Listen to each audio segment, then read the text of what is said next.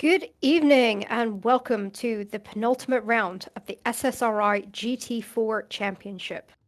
Now, despite having a dominant season, Andrew Richardson does not yet have the Pro Class Championship sewn up. There is still a mathematical chance that Aaron Walker, currently 35 points behind, can pull off a late season upset. However, over in the AM class, it is still all to play for, with the top three drivers of Denise Verkman, Denise Pope, and Nick Vargas separated by only 20 points between them. So tonight we head over to the lush forest of Limburg, Belgium, and the 4-kilometer long Circuit Zolder. With 10 corners, 3 chicanes, and 2 long straights, Zolder can be a challenging track to master. The infamous Klein chicane at turn 5 can be the defining moment of your race here and ultimately dictates what setup you run. Just how much curb drivers are willing to take can be the knife edge between zero and hero around here.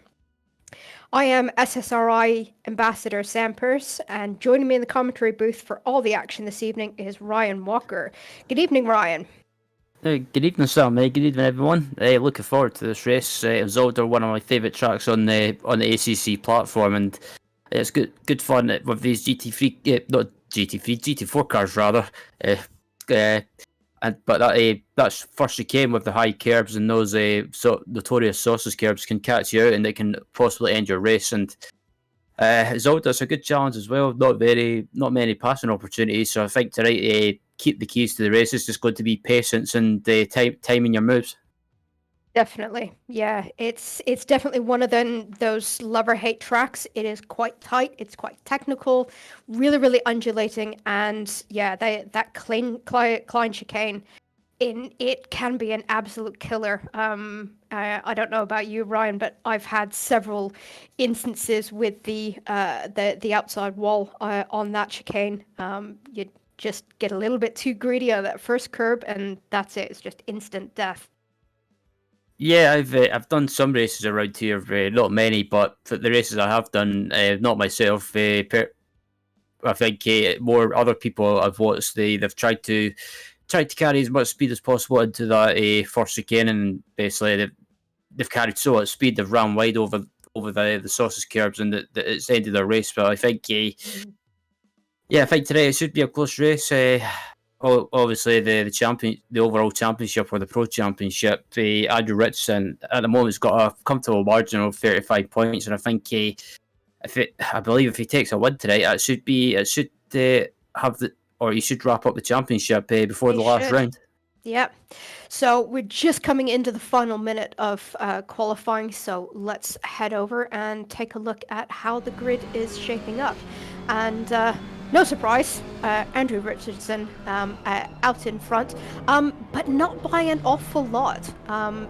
There's only 1/10 sitting between Richardson and Aaron Walker at the minute.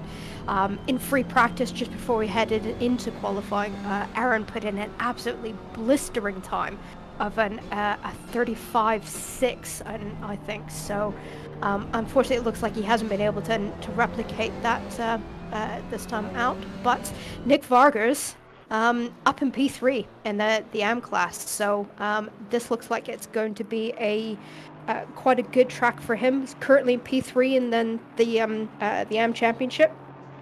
So this could be an interesting one for him. Yeah, absolutely, and Aaron Walker as well.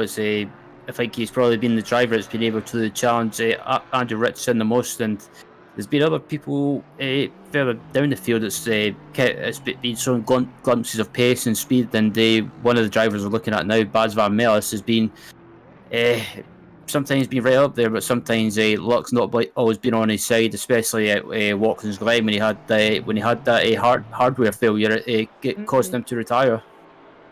Yeah, but those who are not familiar with our championship format, these drivers do get a drop round.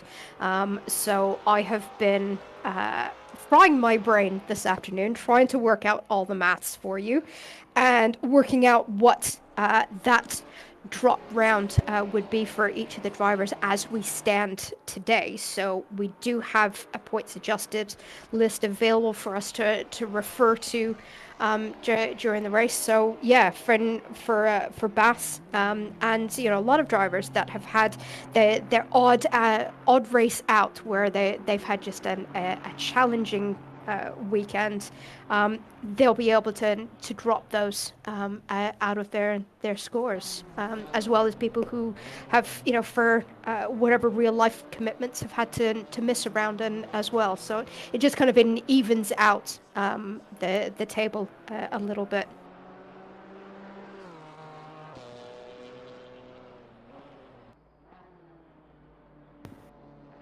Yeah, absolutely. And I think tonight with well, not a huge turnout, 16 cars, I believe it should still be a close race, but I think the championship battle I'm interested in the most is that AM championship battle with the top three all close together with only 2 rounds remaining or 1 round remaining after tonight.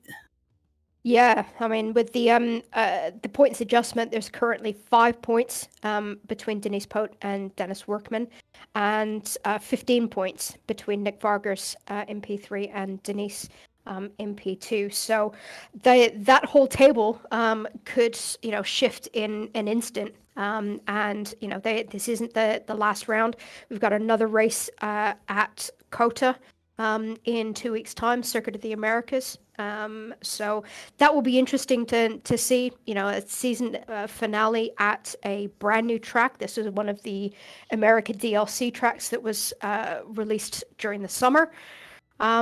So yeah, it'll be interesting. People won't necessarily have quite as much experience around there, but it does seem to be one of the more popular of the American DLC circuits. So they're definitely in for a barnstormer of a final race.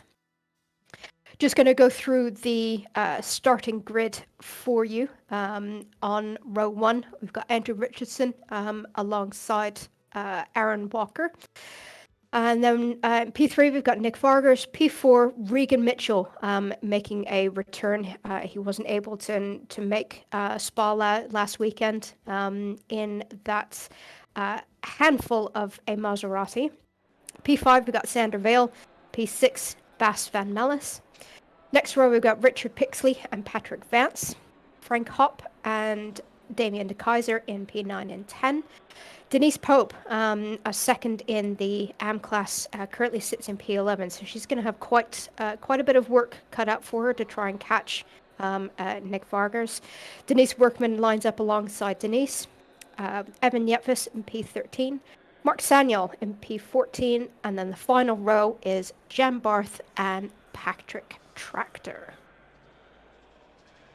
So what are you most looking forward to in this race tonight? I'll be interested to see if Aaron Walker, as soon as that green flag drops, I wonder if you'll try and go aggressive and try and make a move on Andrew Richardson straight away. If he can get a good start and get a jump on him, but I think Andrew Richardson, I think he's probably just thinking of the championship, and maybe tonight if he doesn't win, he'll probably just try and finish in the top 3, because I think technically, according to my terrible calculations, I think he just needs to finish in the top 3 tonight, and that's pretty much him got the championship wrapped up. But I think Aaron Walker only being 35 points behind him, I think that will give him extra motivation to try and maybe win this race tonight. Yeah, definitely. I think in terms of what I'm looking out for, this is our shorter race of the championship format, so it's the 60 minutes. It's enough that people do need to think about strategy. And as I mentioned in my opening, that then because of the chicanes in this track, both at Klein and the Gilles Villeneuve chicane in turn 7, setup is going to be quite important. So it'll be interesting to see who has taken the time to tweak setups, and as a result, who can take a little bit more curb than anyone else. So definitely going to be really interesting to watch. Yeah, absolutely. I think the Porsche Cayman could be the car to have around here, because it's probably not the quickest car at times, but when it comes to stuff like going over curbs and the bumpy tracks, I would probably say that's the car to have. But on the other hand, I think the I'm trying to think what Regan Mitchell drives. The Maserati, I think could be a car to have around here as well. But got to remember that car doesn't have anything like I don't think it has traction control. No, no traction control. No. I don't even think it has ABS either. So it's proper raw driver's car. No driver aids in there whatsoever. But it's a car that Regan is very accustomed to driving. He's driven it quite a lot. And he seems to get on really well with it.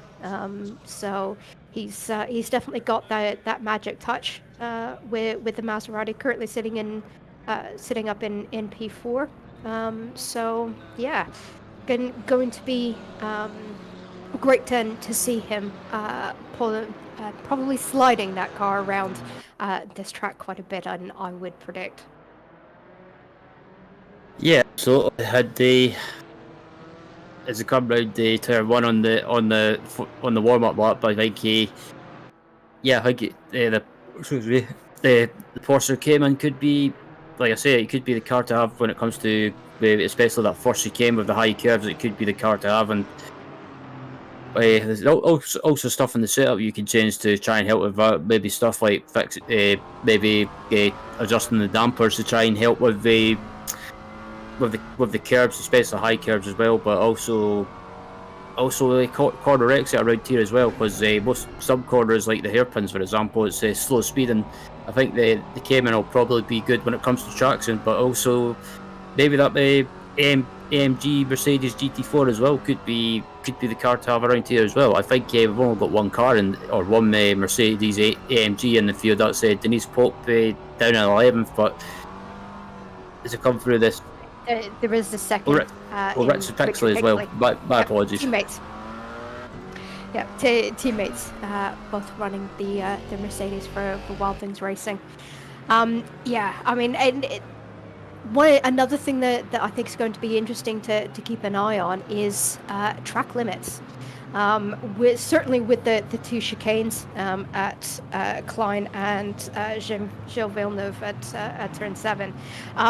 It's very easy if you are pushing those chicanes to try and get as much time as you can, especially at that second one at T7. It's very easy to fall foul of track limits. So definitely worth looking out for drive-throughs getting towards the tail end of this race. We've seen a couple of races where track limits have come in and played quite a considerable role in that the final standings for the race. So definitely going to be an interesting one to keep an eye on.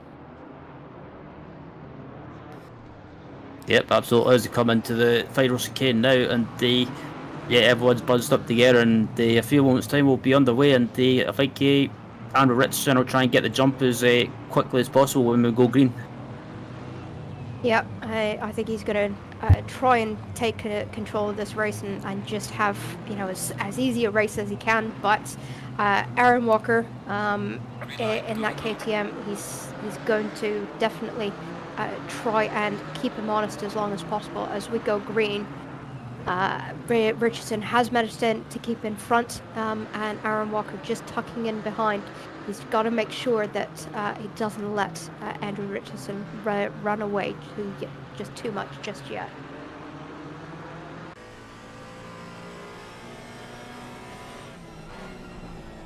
And it looks like then the field has gotten away pretty cleanly. I'm not seeing too much yellow going on behind on the track map, so it looks like really comfortable start to the race for everyone.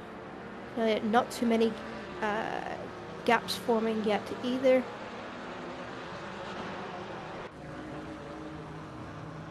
Although we do see Richard Pixley just collecting himself from a bit of a spin. I think that's just coming out of turn 9.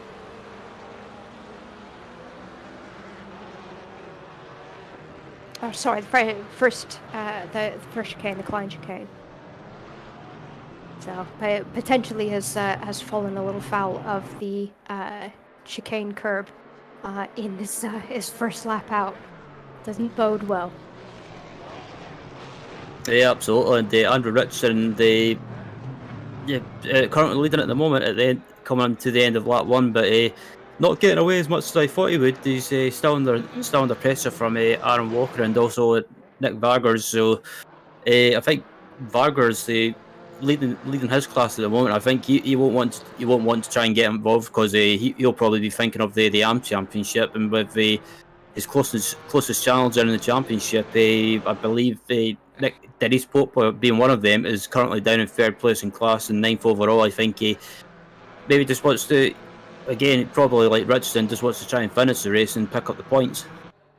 Yeah, so it does look like Dennis Workman has gained that P2 place over Denise in the AM class on that first lap. But going back to Nick Vargas, he's not dropping too much time behind Aaron. So still currently sitting at about 0.5 behind. So they're doing very, very well.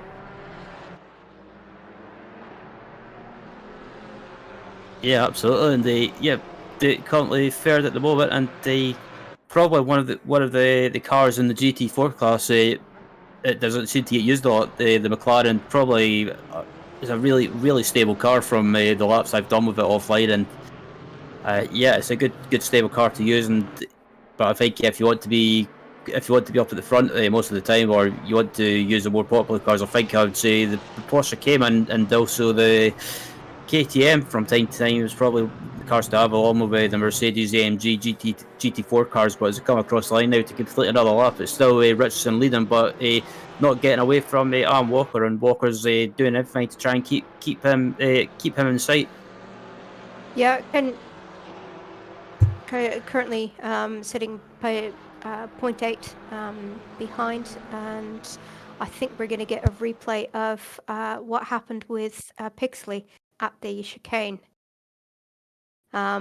So yeah, just caught a little bit too much of the second curb there. Just kicked the back end out a little bit. Not made any contact with anything, so he's not going to be carrying any damage, but except maybe just a little bit of damaged pride.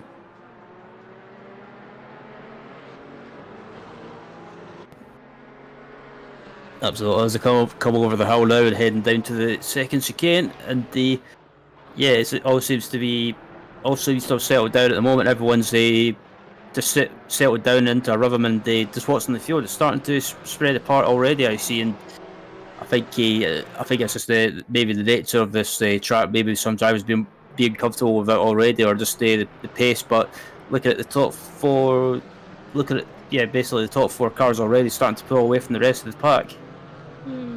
They do have a couple of battles starting to form through the pack.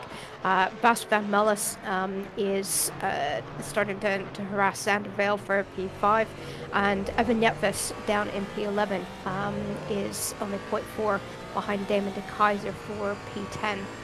So there's still a couple of battles just starting to brew.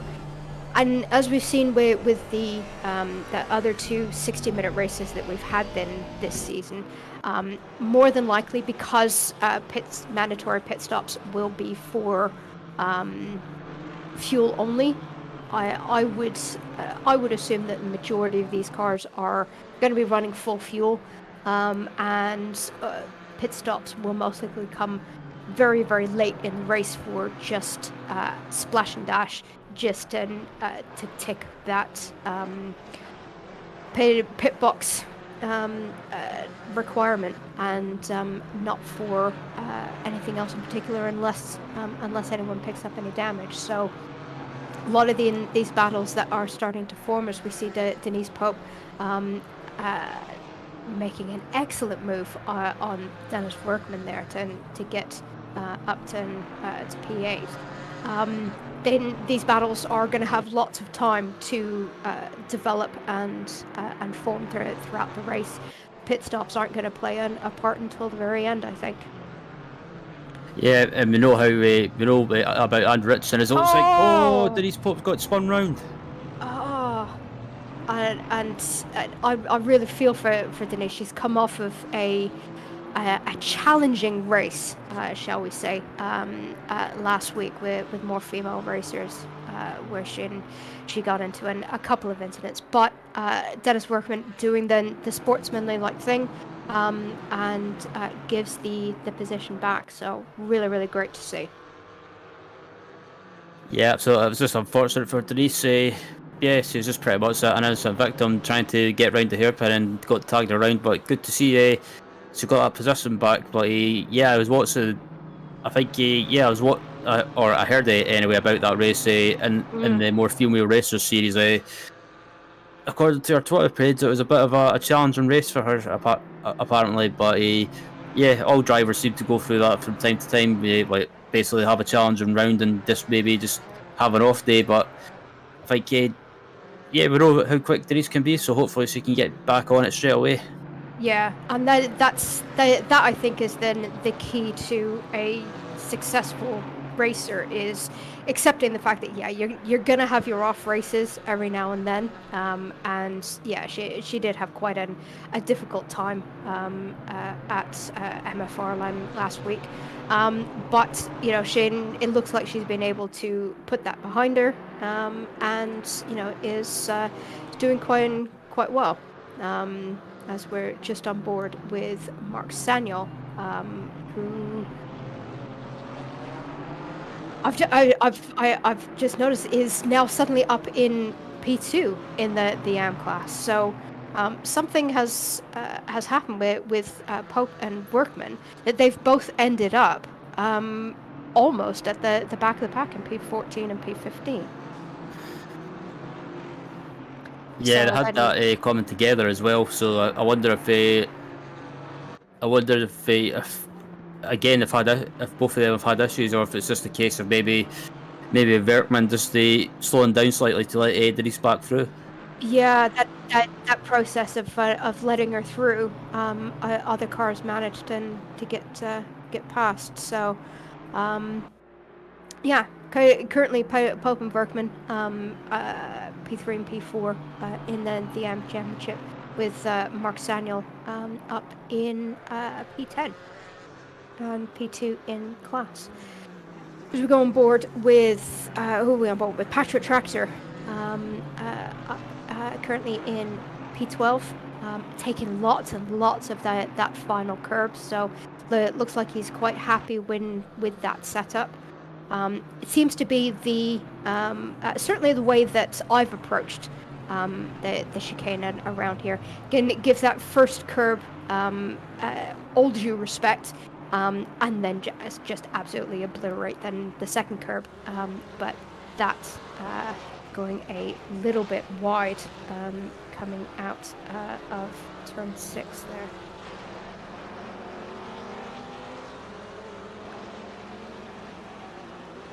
And the back up at the front, I think Aaron Walker is starting to close that gap down to Andrew Richardson, because just look watching from the view above, you can see right there the gaps. It's not increasing, but it's not decreasing at the same time. So maybe I think Walker's maybe is just trying to keep Andrew Richardson in sight and just trying to stick with him for as long as possible. But I was about to say as well before Denise Pope had her spin by Verkman. I wonder if Richardson will do that traditional thing that he's done this season so far, and try and go as long as possible and leave the pit stop until the basically as late as possible.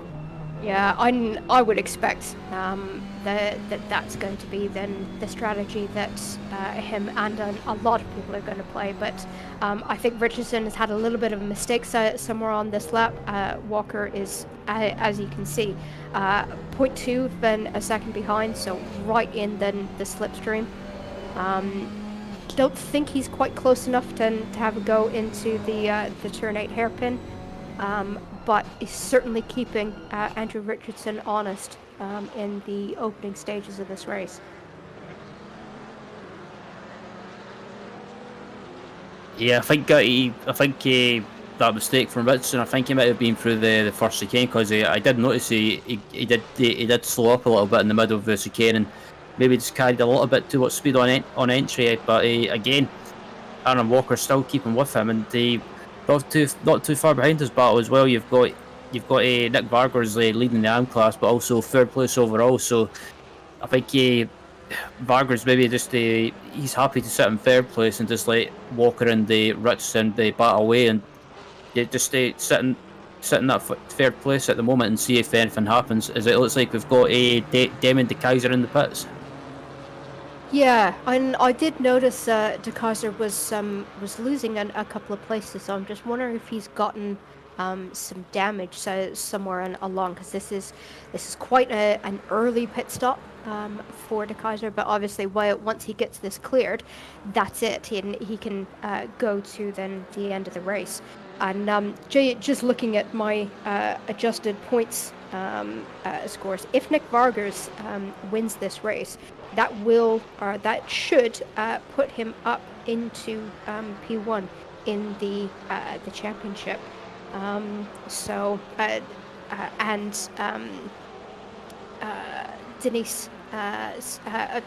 Dennis stays where he is. That could very well be a complete switch round for that AM championship at the minute.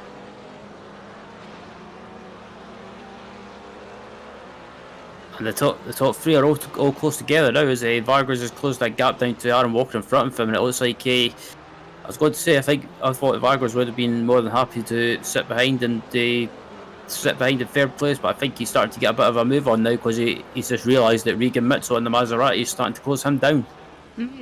Yeah, Regan's currently just under a second behind Vargas, so yeah, it's quite possible that he's was that I just looked away from the screen for a moment, and don't think that was an overtake, but no, Vargas definitely taking a sniff up then the inside, and if he's not careful, Regan Mitchell is pulling up and behind these two. Yeah, both of them going side by side on entry into the chicane there. That causes a Walker to go offline slightly, or compromises his entry and his exit, but that's allowed Richardson a chance to pull away and build that gap up to about 1.5 seconds now. So these three cars scrapping away, it's just going to allow Richardson a bigger opportunity to pull away as much as possible. Is that a Mitchell or Vargas? No, that was Nick Vargas. Just got a little squirrely on the back end, and in the process of getting the car collected and keeping it out of the wall, Regan Mitchell has pounced and taken that P3 position. But good driving from Vargas to keep it out of the wall. It's quite easy if you get on the grass in that corner to just get pulled into the wall. Not a heavy hit, but can definitely scrape some paint off the side. Has just been told in our ears that Frank Hopp has gotten a drive-through penalty. Seeing as he's done his pit stop already, I think that drive-through is going to be for a pit lane infringement of some description, possibly speeding in the pit lane. I'd be very, very surprised if that drive-through is for track limits with only 15 minutes into the race, but it looks like Hop is back into the pits to serve that drive-through. And it looks like Regan Mitchell's got by Aaron Walker as well, so I don't know if Aaron Walker's made a mistake somewhere, if Regan Mitchell's just made a move on him, but Regan Mitchell of the Maserati, considering it's not got any ABS or traction control, Regan Mitchell is still doing a good job of it. Yeah, as I said, Regan is, he is so used to driving that car that the fact that it doesn't have the driver aids that the other cars do doesn't seem to make any difference to him. He's very, very quick behind the wheel of that Maserati. So yeah, but it has allowed Andrew Richardson to build just a little bit more of a gap as well. That gap now just over 3 seconds.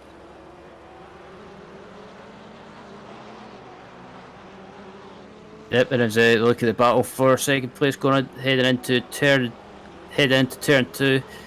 Aaron Walker starting to close back up into the rear of Regan Mitchell. I think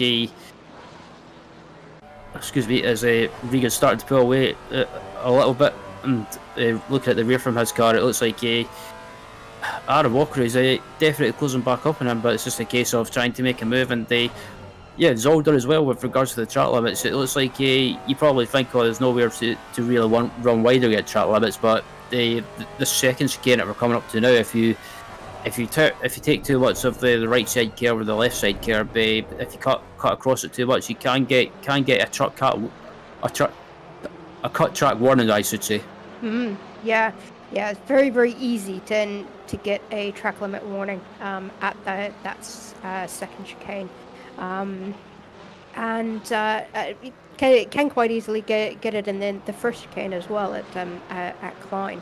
And also the final chicane at T10. So plenty of places for you to fall foul of track limits here. So definitely something to keep an eye on as then the race progresses.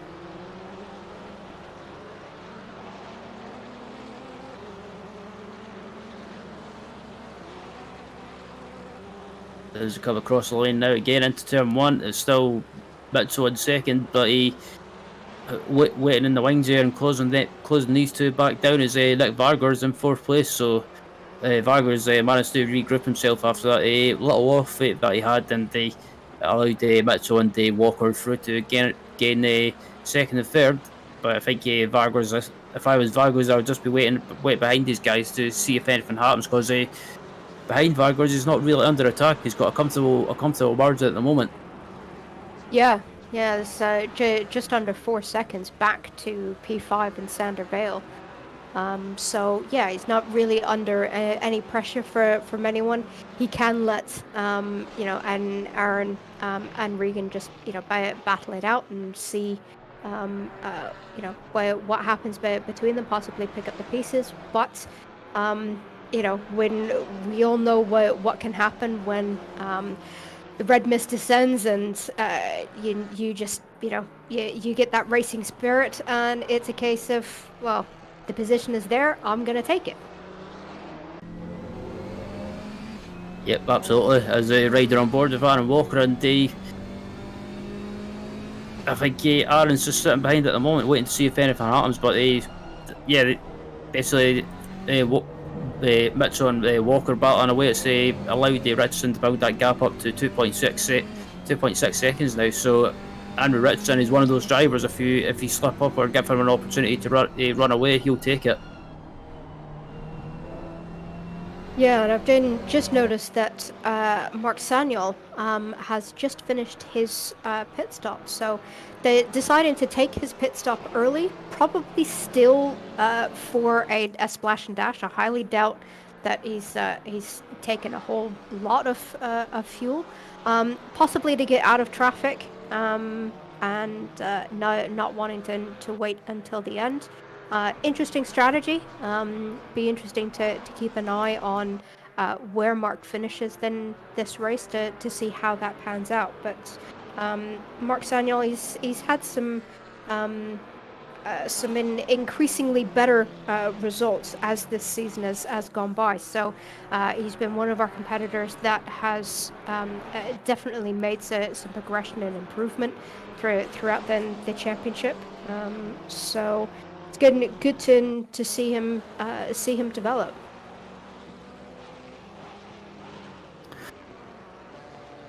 Yeah, absolutely. And there's still this battle for second going on the exit of the hairpin, and every time Walker gets close, he's not able to make a move. So that little Maserati in a straight line, it's got some grunt. Yeah, then definitely. It weighs next to nothing. So yeah, it's It's definitely a little pocket rocket. I'd love to have a Maserati in real life, and to be honest, they sound absolutely amazing.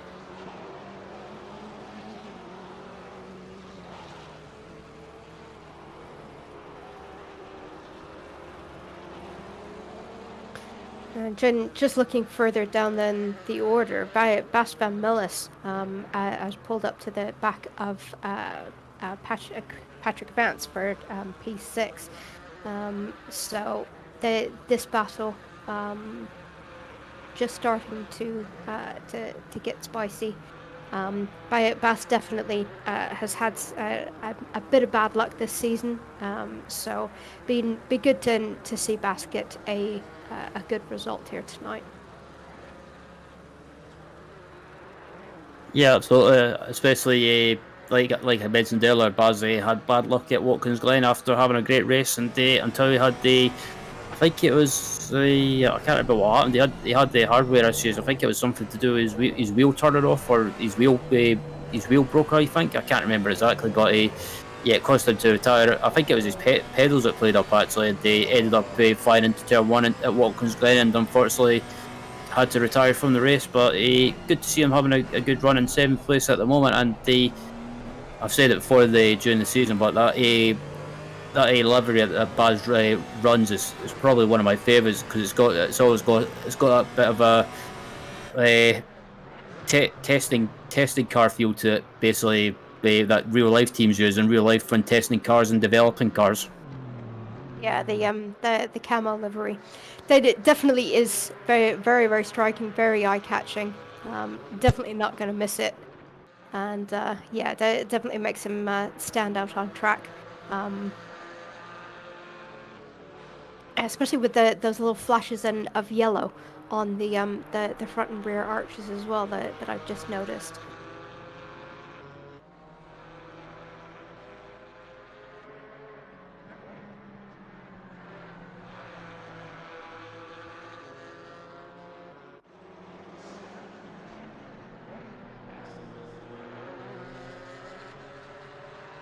So at the minute, this looks to be our closest battle on track between Bass and Patrick Vance, as we've got a nice close-up of that Model 11 Racing livery, and it looks like those yellow flashes that I saw, the strategically placed Pirelli logos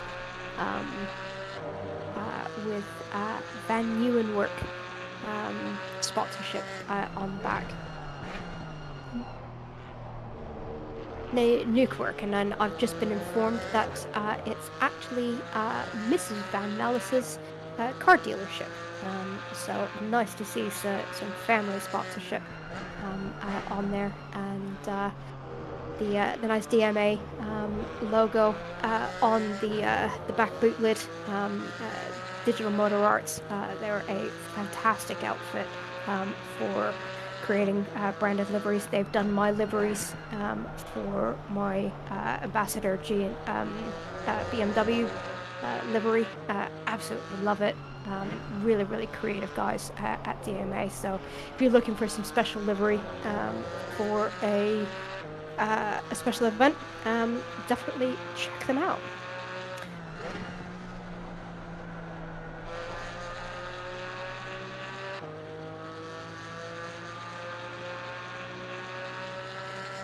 And then this is still then the closest battle on track. The battle between P2 and P3.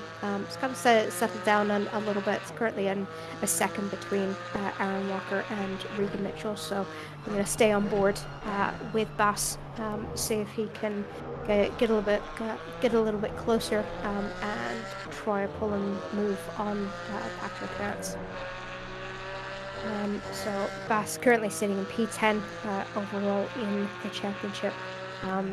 It doesn't really belie his skill. Obviously, he's had that difficult round at Watkins Glen, and unfortunately for real life commitments, wasn't able to make Bathurst either. So not a great turnout for Bass in this championship.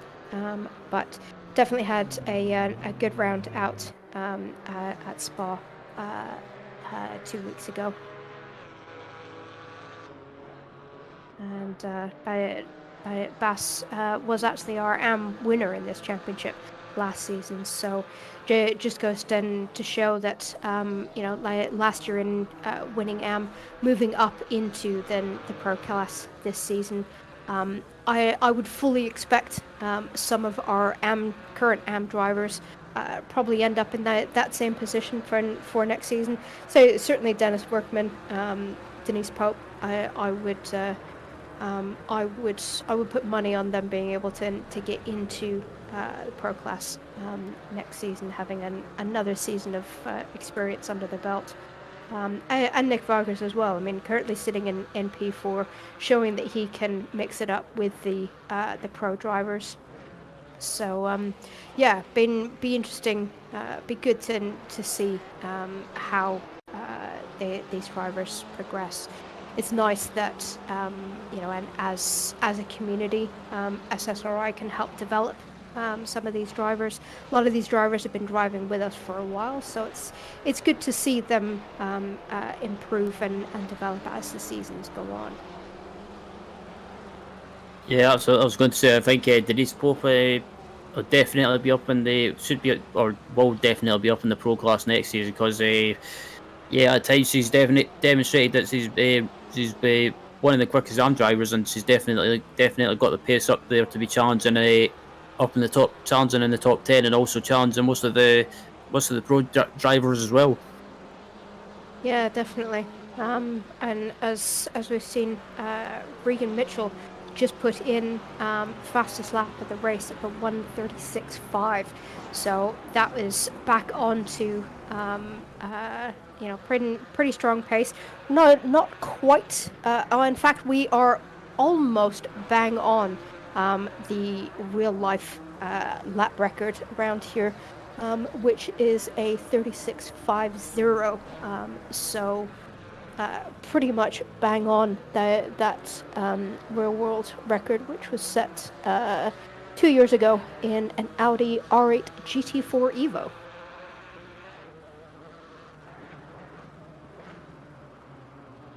Shame we don't have any Audis in the championship this season. I'm actually just scratching my head, wondering if the Audi GT4 is even available in Assetto Corsa. Do you know? Yes, it is, and I'm being informed that it's a terrible car to drive. Right, okay. I've not taken it. I've only driven the GT4s once, and I was a coward. I took the easy way out. I took the Porsche Cayman. So I'm not as experienced in some of these GT4 cars as some of these other drivers.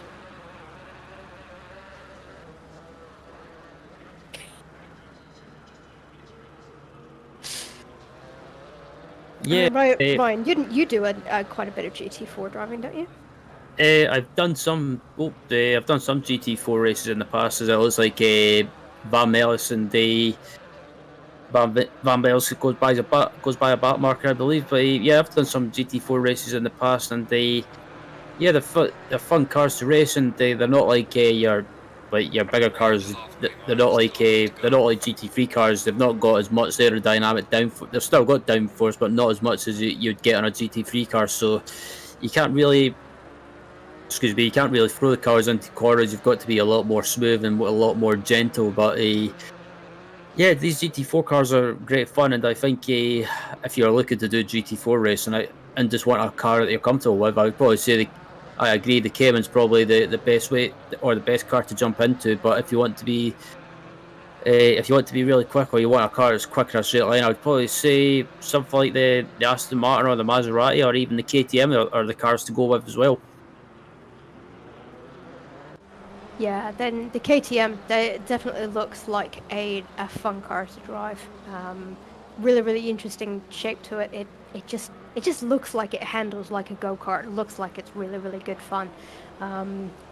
We do have 2 KTMs registered in this championship. But unfortunately, Dave Hedges, our resident SSRI driver in this championship, not able to make the race tonight. So Aaron Walker being the lone KTM flag bearer in then the race tonight.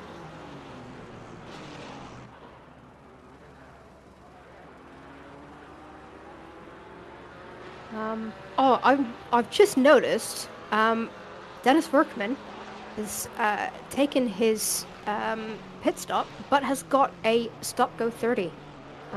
That is probably for speeding in the pit lane. So that is that's going to put a massive dent in his bid for AM Championship. That is probably going to put him at the bottom. In fact, that definitely is going to put him at the bottom of the AM standings for then this evening. So, you know, like I've said time and again, things can turn on their head in a split second in racing.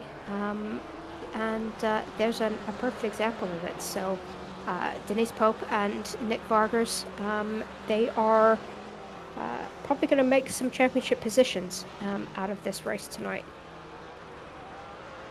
And indeed, as looking at Andrew Richardson still leading the race at the moment, and he's got a really comfortable margin. Well, I was going to say a comfortable margin, but actually I take that back because Regan Mitchell has actually closed that down really quickly. The gap was about probably 2.6 seconds at one point, and Regan Mitchell has absolutely put the hammer down, and they closed that gap down really quickly.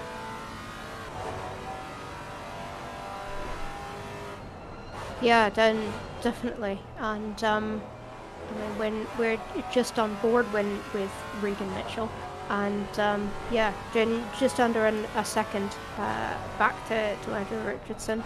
I fully expect then this sort of gap to ebb and flow as the race goes on. We're just coming into the final half of the race now. We've got 26 minutes left. And you know, possibly still a little early to see the majority of pit stops starting to come through, but they should start to be filtering out in sort of the next 10-15 minutes. I would guess, but yeah, still got this battle going on with Bas van Mellis on Patrick Brandt's that you're seeing just in the bottom right of the split screen. It's about 0.6 between those two at the minute. Then this battle between these two has been going on pretty much the entire race, as Bas just looks for a way to get past that 777 machine of Patrick Brandt's.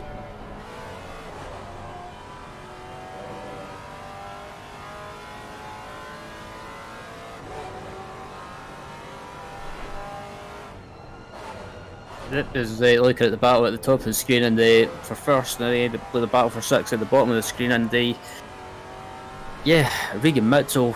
I've said it before. This car, the Maserati, has not got any traction control or ABS, and still somehow Mitchell is still able to be really quick and extract pace out of the car. So I don't know if it's maybe the Maserati suiting Mitchell's driving style, or if it's just maybe Andrew Richardson's just making some tiny mistakes. As we see there, Richardson clips the gravel or clips the grass ever so slightly.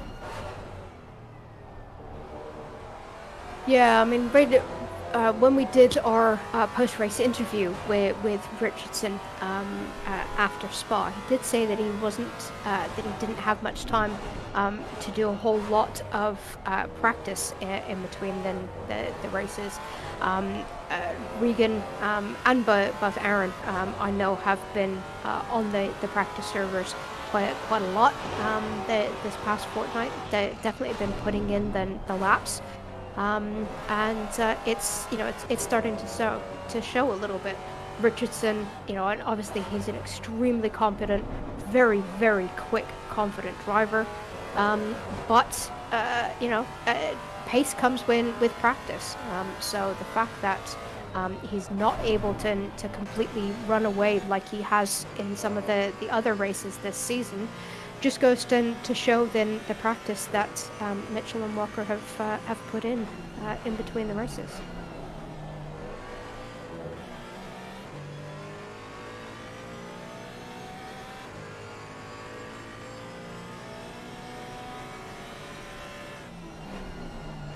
Indeed. Yeah, we've still got how long have we got left? It's about 23 minutes and 25 seconds. So I have to say this race has absolutely flew by. It's probably been the quickest it's flew by this season so far, and still the battle for the lead is still going on in mid. So I think Mitchell, I just got a feeling he's got a plan in place, and maybe watching, maybe watching what Andrew Richardson's going to do, and he might try and go as long as possible. And if Richardson goes as long as possible, I have a feeling that Mitchell might try and do the same, or maybe Mitchell might try and pit early and try and get an undercut.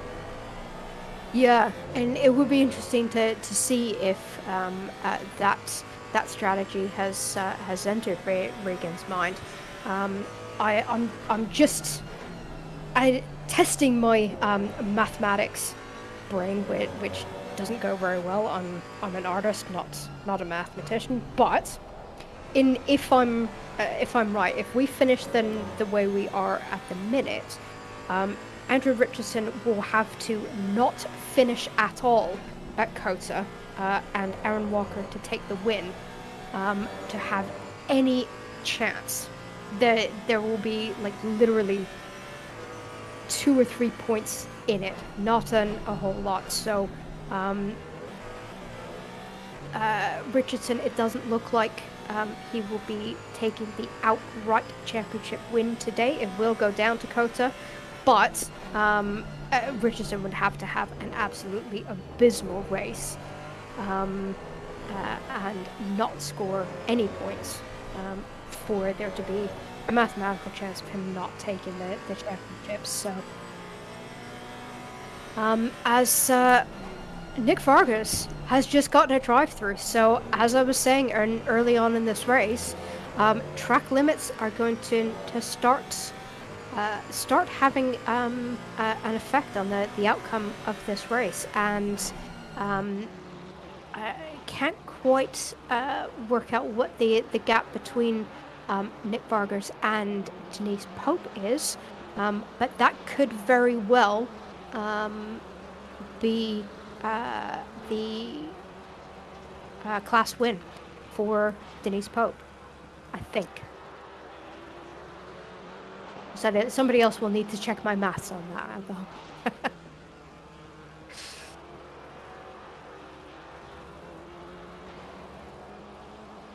But it looks like he is in the pits, taking that drive-through quickly as possible. Obviously, if you're new to Assetto Corsa, that drive-through is not going to count against his pit requirement, so he is going to have to come into the pits once again after he has finished. And just seen that Dennis Workman is also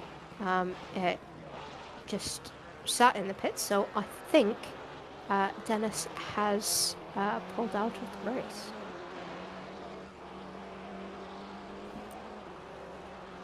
Yep, and excuse me. Yeah, I think Vargas decided probably realised it's probably better to get the drive-through penalty out of the way and not lose too much time, since he's not really under attack, or he's not really under attack in class, I believe. So maybe deciding to get his drive-through out of the way as quickly as possible and maybe not lose too much time. But Denise Pope second in class, and Vargas has still got to make his pit stop. So I think once Vargas makes his pit stop, Denise Pope may take the lead of the AM class. I think, but obviously she still has to make her pit stop as well. Yeah, but certainly gives an array of hope to Denise. That she's only got 6 seconds between Vargas, between her and Vargas, and currently just under 19 minutes left in the race. So, tall order, but still very doable.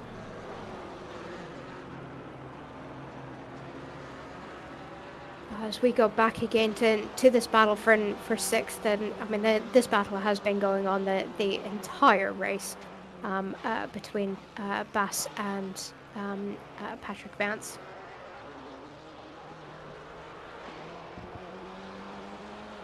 Sorry, but it is actually for P5. Obviously, because Nick Vargas served his drive-through, everybody moves up and a place. So this is the battle for P5, but still between Bas Van Mellis and Patrick Vance, as it has been this whole race. So be interesting to see if Bas can get a move done. Or decides to try and get the move done in the pit stops. And up and then the top corner, we're just looking at the battle for P2, which has come back together again. Aaron Walker now 0.5 of a second behind Regan Mitchell.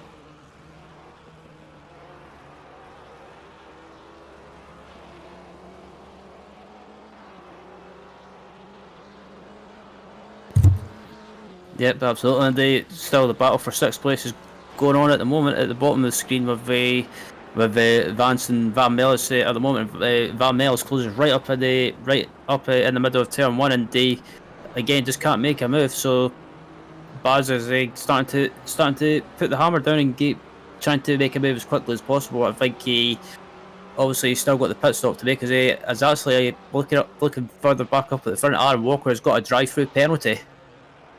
Oh no! Oh, that has got to be for track limits. He's obviously not taken his pit stop yet. So yeah, possibly just pushing a little bit too hard in that KTM, and has fall foul of track limits somewhere along the line. So that might.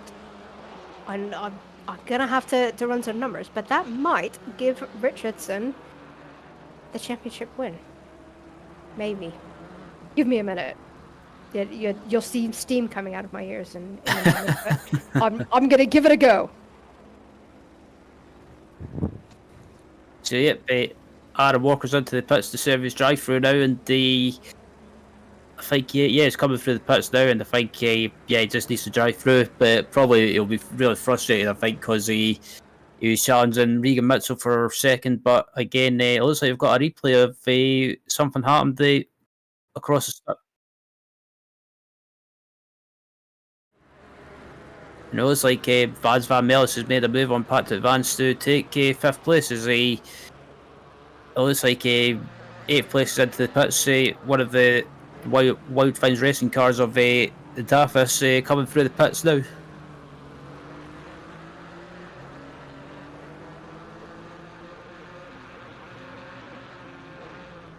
So, and it looks like Aaron has been very, very lucky with that drive-through, and has only lost the. Oh no! Now that the timing board is updating, poor Aaron is tumbling down the order, and is looks like he is settling in P7.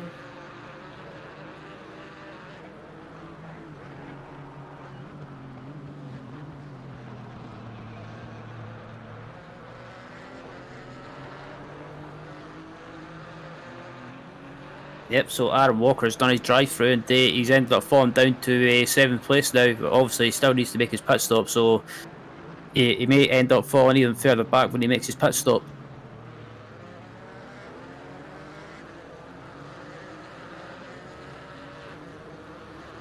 Okay, so don't quote me on it, but if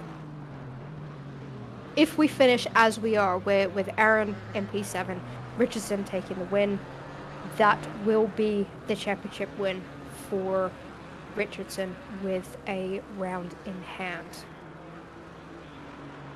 I think Aaron is going to have to come up to...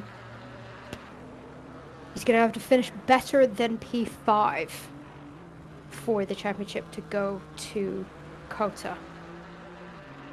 If my maths is correct. So, nobody quote me on it. Don't put money on it. Don't go out gambling the fortune. But I think that's how it stands at the minute. As we see some of those pit stops starting to filter through now, as we just come into the final 13 minutes of the race. They think the front runners definitely going to hang it out to the very end.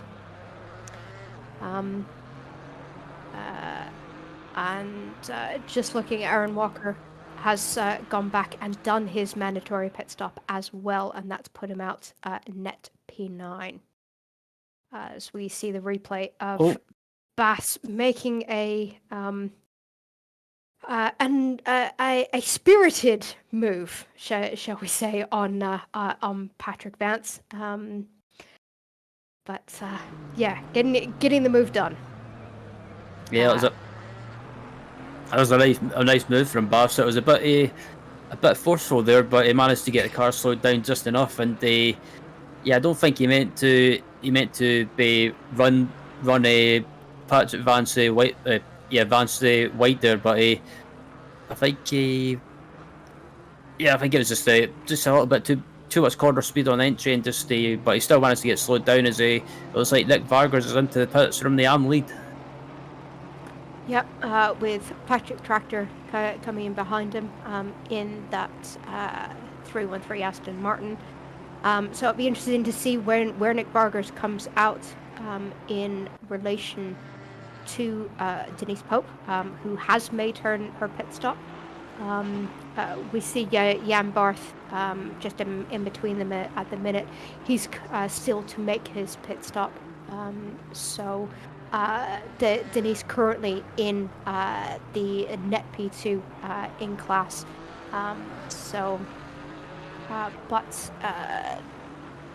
Looking at the timing screens, it looks like Nick Vargas is out and has retained that P6 position.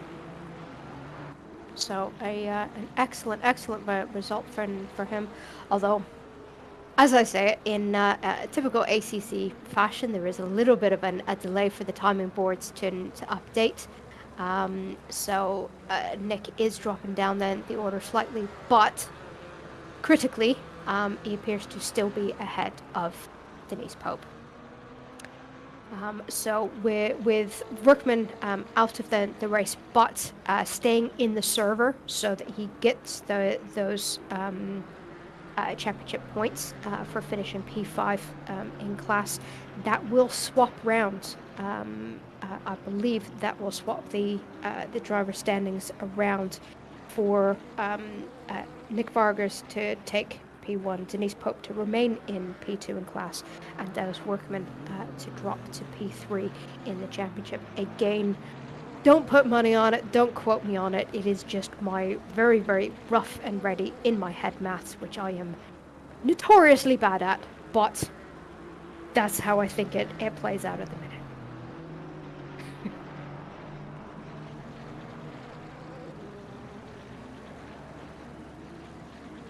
We've got about just under 10 minutes left in the race, and we've still got the top, pretty much the top 5 still got to make their pit stop. So I think Regan Mitchell and is probably going to try and go as long as possible and try and try and maybe jump Andrew Ritchson in the pit stop, but I just looked at the gap and it's about 6.3 seconds now. So I don't know if it's maybe just Andrew Ritchson upping his pace, or if Regan Mitchell's made a mistake somewhere, because I think at one point that gap was about 1.6 seconds or something like that. Yeah, I mean, it is quite possible that Richardson has potentially been protecting his tyres that's something to consider. These GT4s are quite hard on their tires. The Maserati is obviously going to be harder on its tires than most because of that lack of traction control. So we may be seeing tire life coming into the equation. Also, fuel levels are starting to drop down. These cars are getting a lot lighter. And that could be playing into the mix as well. But on that last lap, Richardson was full second quicker than Regan on that last lap.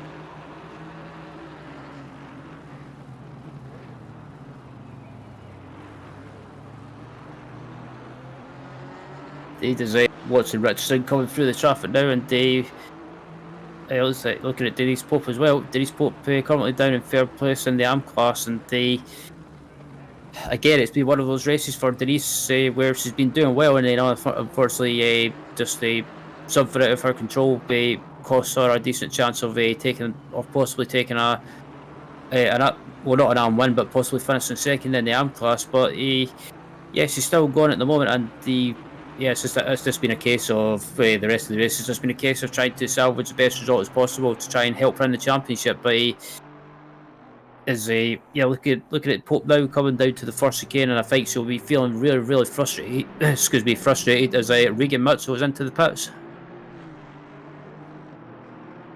Yeah, Mitchell doing his pit stop a little bit earlier than Richardson, but just staying on board with Denise. That is Patrick Tractor in front of her in the 313 Aston Martin. That is for position, so that is that's not back marker. Currently 0.3 of a second between these two. So this potentially could go down to the wire for that P12 position. And obviously, Jan Barth still yet to make his pit stop. So Denise does look like she's going to take that P2 in class. And as we're getting towards the end of the race, a couple of other battles starting to develop. Patrick Vance starting to reel in Richard Pixley for P6. Currently half a second between those two drivers. So, and I think that's a battle that is going to hot up in the next couple of laps. Indeed, and the rider on board of Denise Pope at the moment, and just in front of her is Patrick Tractor in the Aston Martin GT4, and the Tractor and Pope have made the pit stop, so it's pretty much a fight on track. It's always like Tractor's made a mistake through the chicane there, just got too much of that right side curb there that made the car bounce, and that's gave Denise Pope an opportunity to close right up and not make a move, but definitely putting Tractor under pressure. And I think I wouldn't be surprised if Pope tries to make a move into either the hairpin or the chicane.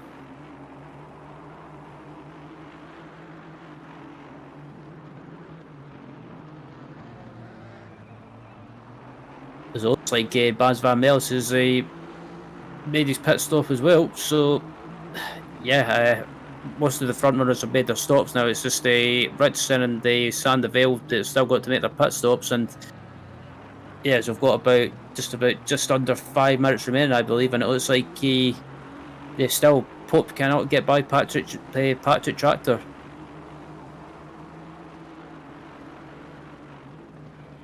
Yeah, I've got a feeling that with her experience last week, she might not want to be forcing the issue too much, so just keeping enough pressure on Patrick Tractor just to hopefully force him into a mistake. As we are picture in picture looking at the battle for P6, which is that battle between Patrick Vance coming on to the back of Richard Pixley and we're still keeping with Denise Pope on that battle for P12 against Patrick Tractor in the 313 Aston Martin. And just as these battles have been starting to develop, I've just had another quick calculation. Aaron Walker, because of pit stops starting to happen around him, is currently up into P4. So this is the lowest that he can finish in order to push the championship to go the distance and be decided at Cota. So as long as, and I hesitate to say this because I don't want to introduce commentator's curse in any way, but yeah, if Walker finishes where he is or better, then that championship will remain undecided and go to the final round. Yeah, and just as you were talking about Aaron Walker, he's got another drive-through. Oh no! So I'm just gonna keep my mouth shut. I'm gonna have to go on and apologize profusely to Aaron. That is so unfortunate. Yeah, and with the gaps behind him being relatively tight at the minute, there's 3 seconds back to P5, another 3 seconds back to P6. So unfortunately, that is going to put him down the order, and with 2 seconds left to go, it's 2 minutes left to go. Sorry. I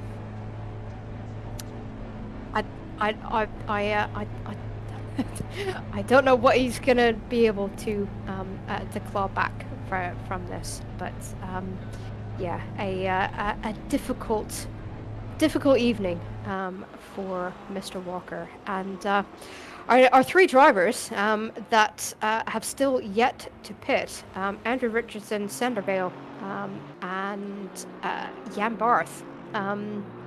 Gonna have to get a rig along coming into the pits, as we see Andrew Richardson coming in now. I think these drivers are going to have to pit on this lap, or else risk getting a penalty, as we see Sander Vale come in as well, and we'll most likely see Jan Barth come in from currently P13. yeah, Richardson into the pits, so is Sander Vale, and so as I predicted, I think Richardson's left it as late as possible, and they pretty much left it until the start of the last lap. So yeah, I think Andrew Richardson at this point of the race, he's got a comfortable margin over Sander Vale, who's obviously still got to make his stop, and just a case of getting it to the finish. But Aaron Walker, if he finishes where he is now, down in 10th place overall, I believe that's pretty much championship by the looks of it, just about done. It is, yes. I'm definitely going to want to double check my numbers. But from what I can see at the minute, this result does give Andrew Richardson the championship win with a race in hand, so he can go into Cota in 2 weeks' time and just enjoy himself.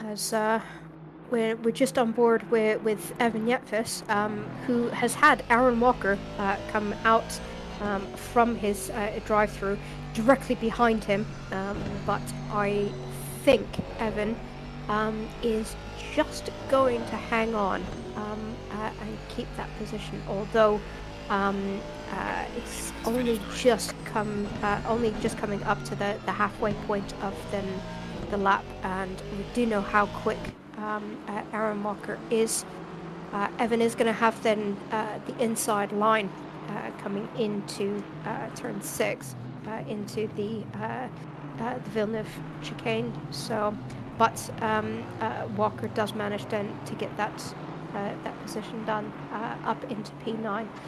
But unfortunately, P9 is not going to be quite enough, unfortunately.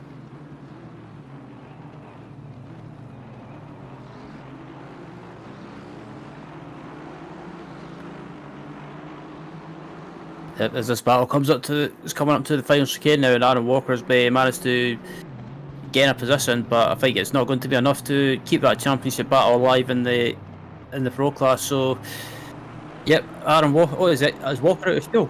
He's out of fuel. Oh no! Oh, that's just an insult to injury, and I think Patrick Tractor might have just pipped him to the line. Oh, that was, yeah, 7/100ths of a difference there for Patrick Tractor to get P10. But yeah, definitely a race that Aaron Walker is going to want to forget. But there you have it. Interesting race. Lots of twists and turns there and along the way to the end. How was that for you, Ryan? I thought that was brilliant good fun. Yeah, I thought that was a great race. I mean, we had some good battles going on further back in the field, especially that battle with I think it was. Let me check. I believe it was with Baz Van Melis and Pat. Baz Van Melis having a great battle and taking a great result in fourth place at the end of the race. Yeah, so that's quite a good result for Bass. You know, and obviously he's had some unfortunate luck this championship, but definitely a really great result for him.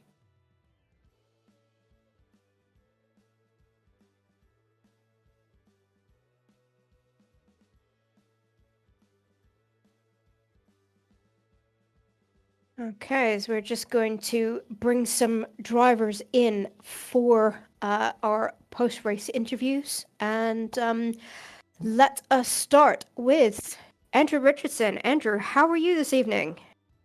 I'm very happy now. Very happy now.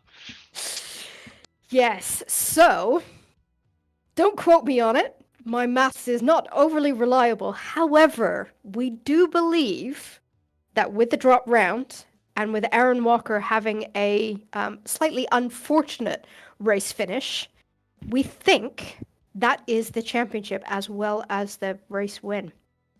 I think so too. I think so too. I think all I needed was a P6. So have you been keeping an eye on the championship standings and working out what the numbers were with the drop round? I did coming into this round because I know I can't race next round. Oh, you can't make Cota, so you had to take it tonight. Yeah, I knew where my drop round was. That's why the whole season I've been not getting ahead of myself. Oh, excellent. So you're feeling happy. Wait, what are you gonna do to celebrate? Oh, I'm sure I can find a drink or two. So I seem to remember from our post-race interview with you at Spa that you weren't able to do a whole lot of practice for this race. Is that right, or did you find some time to squeak some practice in?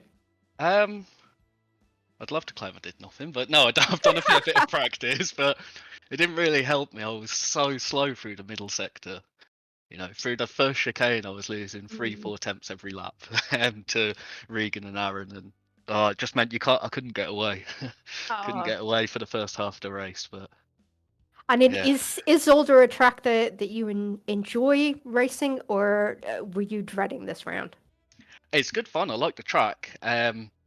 racing on it, it's extremely difficult to pass. So, a good qualifying position was vitally important. To be honest, seeing how quick Aaron had been in practice, I thought he was going to be on pole by miles and drive away with it. But I don't know, I somehow managed to put a lap together and sort of just pipped him to pole. Yeah, when we did see that blistering lap. Unfortunately, we didn't get it in the stream, but I did see it pop up on the timing screens. So yeah, it was a great lap for him. So when are you going to be watching the final round at Cota? I'll try my best to watch it. I'm going to be out of the country, so I'm not sure what my signal's going to be like. But yeah, if I can, I'll join the stream and support the guys. Excellent. Well, thank you very much, Andrew. It's been fantastic watching you have such a dominant season. Ryan, you got any questions before we let Andrew go and find some much needed alcohol? I can't think of anything. The only thing I will say is go and get that beer. Cheers, Ryan. Thank you, and thank you guys so much for all your efforts over the season. Both Sam, Ryan, in commentary, and all the guys behind the scene. It's really appreciated. Right. Thank you very much, Andrew, and enjoy your win. Thank you. Cheers, guys. And Regan Mitchell, when we have got to ask, how on earth do you keep that Maserati in a straight line? I don't know, to be honest. Yeah. Especially, so with 20 minutes left to go, it was like a switch flipped in it, and it was like on ice. I had to basically sit and do 39s or whatever it was for the rest of the race, just to not either spin out or go off and get my last track cut for a drive through. So yeah, with great difficulty. Yeah, you were on your final track cut warning, were you? Yeah, from about 12 minutes left to go. Yeah, I just cruised around because I knew Aaron and a few other people got drive-throughs, so I just cruised around. Yeah, that definitely makes it quite a stressful end to the race. So then, do you enjoy racing at Cota? Zolder, sorry. Yeah, in GT4s I do, yeah. In GT4s, I don't like it in GT3s so much, but yeah, it's pretty good here in this car. Right, and then are you going to be able to make then the final round? And I know you've had to miss in a couple of rounds due to real life commitments, but then are we going to see you at Cota in 2 weeks' time? Yeah, I hope so. Hopefully Aaron will be there too. We'll have a nice race. We'll have a chance to come first. Yeah. So in obviously Cota being one of the new DLC tracks, have you had much experience around there yet, or you going to be learning your way around? No, I've never driven it. So yeah, that'll be fun. I hope I've just started a new job, so I've had like no time to practice for a while. So hopefully I do for that one. I don't want to rock up like I did today, and I have to find my way around. So you weren't able to get very much practice in for this evening? No. When I turned up in the server with 20 minutes left to quali, that was my first lap in this car since whenever the last race I did here was. Wow. It's Simsport. So I had a setup though. It was a pretty good one from May 2021. Just put that on. Blimey. Okay. So even pre-patch. So I think so. Knowing that, that is a excellent result. You should be. I take it you are extremely happy with that. I'm really, really happy. Good. And that probably explains the tire def, to be honest. But yeah, can't be happy with it, I don't think. Excellent. Okay, Ryan, have you got any questions before we let Regan get on and possibly figure out where Cota goes?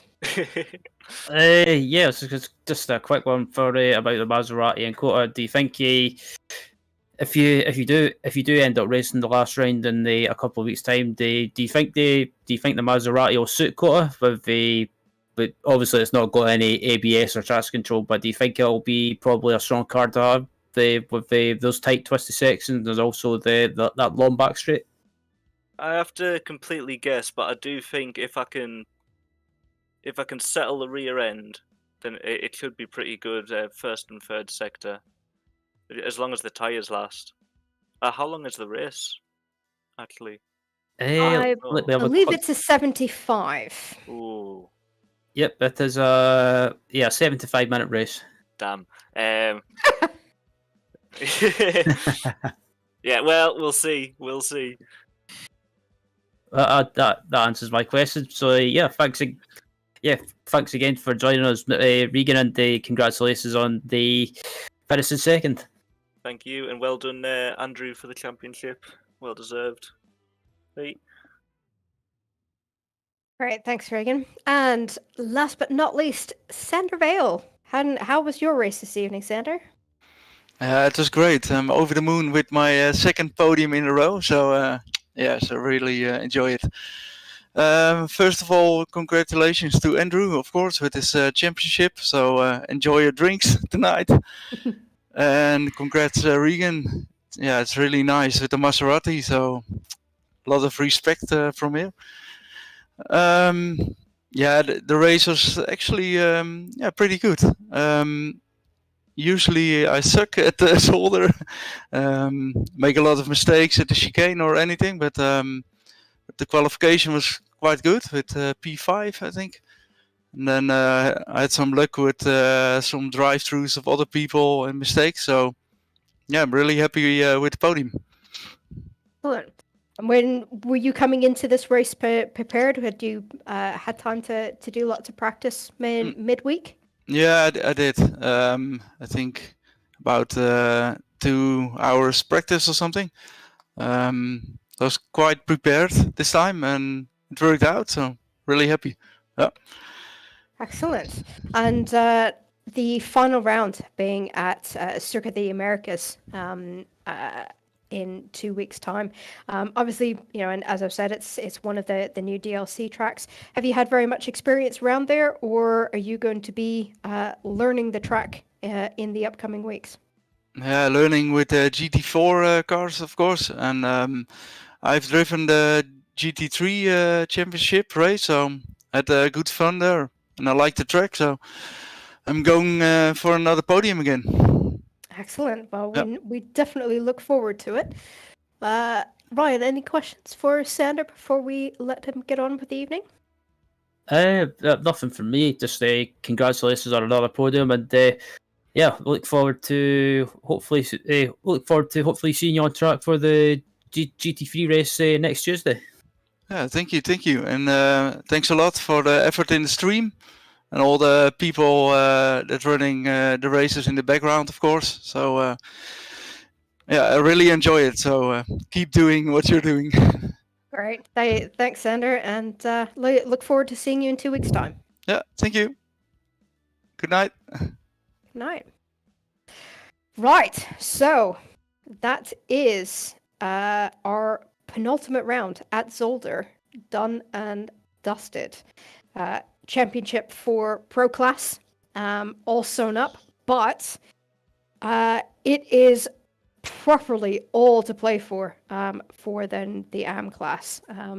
So what are your predictions for that AM class heading into Cota? That's a difficult one because the AM class championship is still really, really close at the moment. I think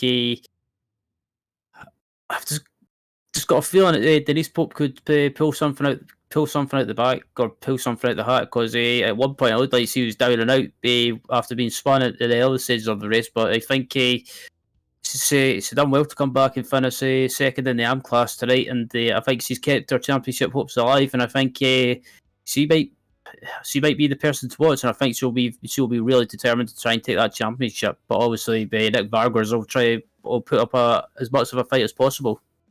Yep, and we definitely can't discount Dennis Berkman and as well. Obviously, he's had a difficult round this round out, and this will probably transfer to being his drop round. So lots of mathematics for me to work out during the week, but I still predict that those top three are going to be pretty close. Probably within the 15 to 20 point range between those three drivers. So it's going to be really, really exciting to watch. And even though that championship in the pro class being won by Andrew Richardson this evening, he's not, he's announced that he's not going to be able to make that final race. And, P2 and P3 in that pro class is still up for grabs as well. So it'd be interesting to see who can take the race win at Cota with Richardson not being able to attend. So 2 weeks' time, same channel. Definitely come and join us. It is going to be a nail-biting race. It's going to come down to who's done the practice, who knows their way around the track, and all to play for. So that is it for us for this evening. Make sure that you are subscribed to the channel and hit that bell icon to make sure that you get notifications of when we go live in 2 weeks' time. In the meantime, we do have our GT3 championship happening next week at Mount Panorama. That is always an interesting race for a championship finale, and look forward to seeing everybody there. In the meantime, Ryan, thank you very much for joining me in the comms box this evening, and we shall see everybody in 2 weeks' time.